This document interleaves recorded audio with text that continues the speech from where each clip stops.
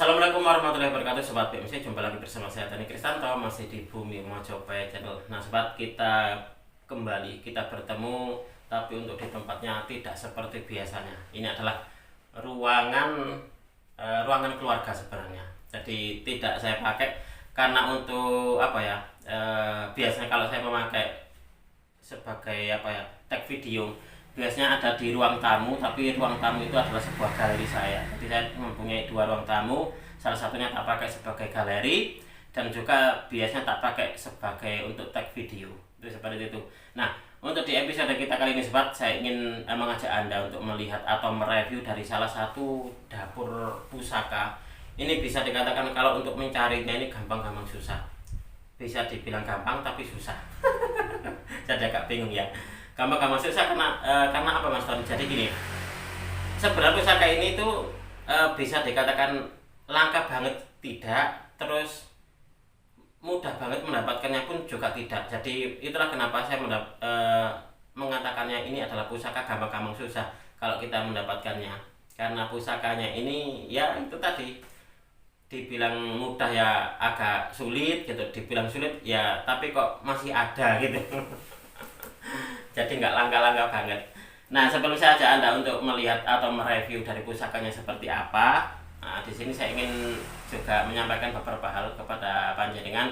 Jadi ini adalah sebagai bentuk apa ya, imbal balik, karena di saya pasti akan saya ini sobat, apapun itu, entah itu saran, kritik ataupun juga masukan apapun itu, maka akan saya jawab sebisanya. Kalau saya ini ingat juga, kalau makanya kenapa kalau saya lupa gitu, silakan panjenengan ingatkan sobat. Jadi gini, pertama kepada seseorang yang sekiranya masih belum kenal saya, kalau mau memahami saya dan juga meminta KTP atau meminta foto KTP, mohon maaf sekali saya tidak bisa melakukannya. Karena apa? Karena bagi saya KTP itu adalah bersifat privasi sobat. Jadi beberapa waktu yang lalu ada seseorang gitu yang menghubungi saya mau memahami pusaka dari saya, tapi dia mungkin takut tertipu gitu loh. Nah, takut tertipu, akhirnya terus meminta foto KTP saya. Nah, saya pun juga, wah Mas, kalau untuk di foto KTP mohon maaf sekali saya tidak bisa, karena ini adalah bersifat privasi saya.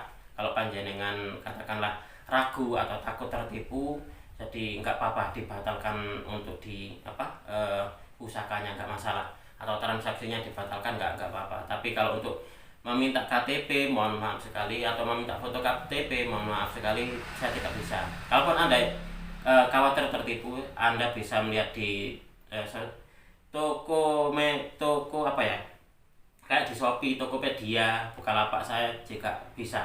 Silakan saya panjenengan transaksi di sana gitu loh, nggak apa-apa. Kalau yang takut tertipu, kalau yang sudah terbiasa dengan transaksi dengan saya, biasanya sudah langsung transfer gitu saja. Kebanyakan seperti itu kalau dengan saya sobat, karena saya pun juga nggak mungkin lah mau niat nipu orang, karena saya pun juga untuk di sandang pangan saya itu mulai tahun sekitar 2012 atau 2013 saya menggeluti dunia tosan aji. Jadi sampai sekarang, itulah kenapa saya juga harus menanamkan kepada diri saya harus amanah lah untuk di transaksi jual belinya. Lalu yang kedua, untuk kemarin ada yang bilang, Mas, sekali-kali mengadakan lelangan live gitu. Nah, lelangan live ini saya terus terang ya, sebenarnya saya itu termasuk orang yang gaptek atau gagap teknologi. Jadi saya belum begitu paham tentang kalau live itu seperti apa gitu loh sobat. Itulah kenapa kalau Anda yang request, Mas, sekali-kali gitu live-nya pakai lelangan gitu, dipakai lelangan gitu. Saya juga mikir ya gimana ya, saya sendiri belum pernah, sampai saat ini belum pernah saya melakukan live. Seperti apa sih, yang mana kira-kira live itu ditekan yang mana gitu loh Mas, saya masih bingung sobat.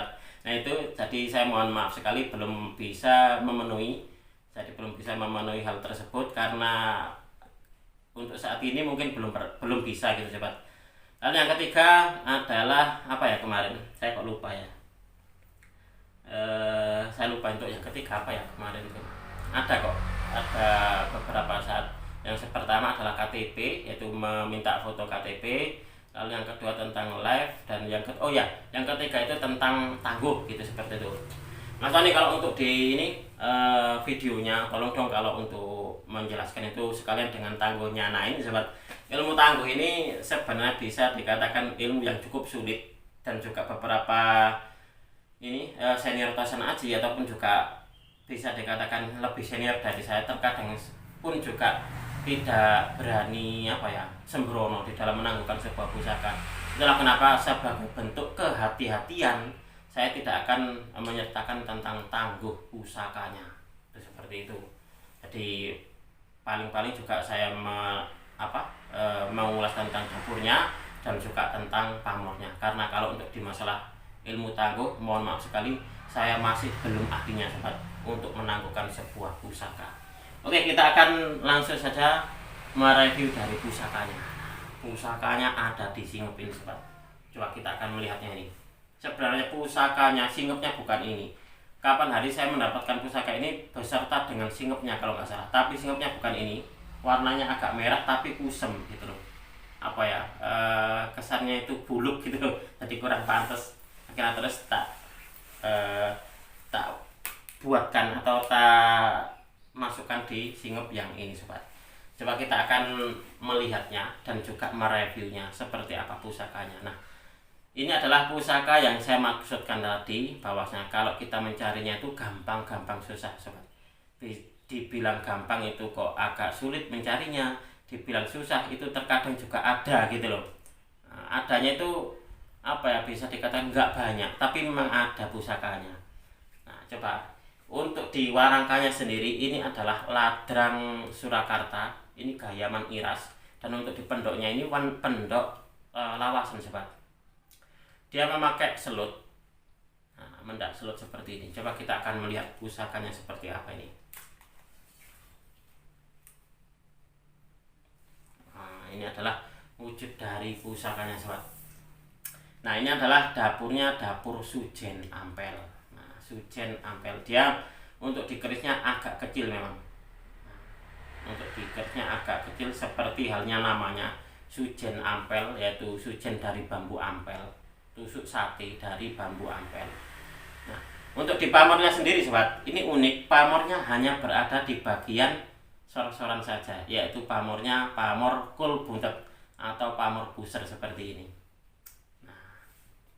Bolak-baliknya ada, dan juga untuk di bilahnya di bagian atas ini kalau saya melihatnya agak kehijauan. Jadi ini tidak ada pamornya, tapi untuk di besinya ini agak kehijauan ini sobat.